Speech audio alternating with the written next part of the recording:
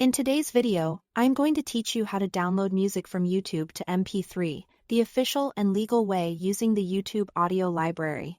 This method is safe, straightforward, and works on a PC, a Mac, or right in your phone's browser.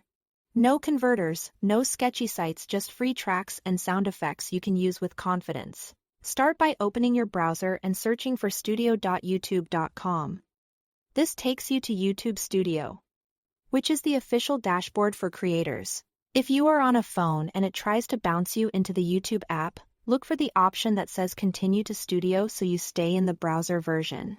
Sign in to your Google account if you aren't already.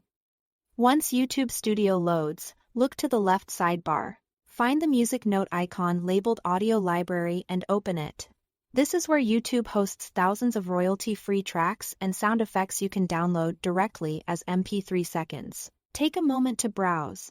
You can use the search bar or filter by mood, genre, duration, or even by sound effects to narrow down exactly what you need. If you are creating for a certain vibe, calm, energetic, cinematic, the filters make it easy to find the right fit. When you spot something interesting, press the play button to preview it. Listen to a few seconds to check the tempo and feel, or let it play through to be sure it matches your project.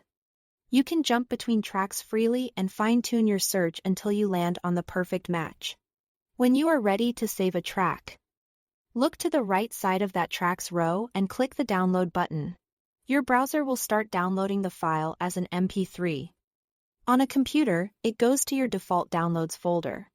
On a phone, it saves to your device's downloads. You may need to confirm permission the first time.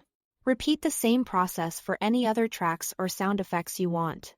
Browse, filter, preview, and download. Everything stays inside the official YouTube environment, which keeps your files clean and your usage legal. These files are standard MP3 seconds that work in any video editor, podcast app, or media player. So you can drop them straight into your project without conversions.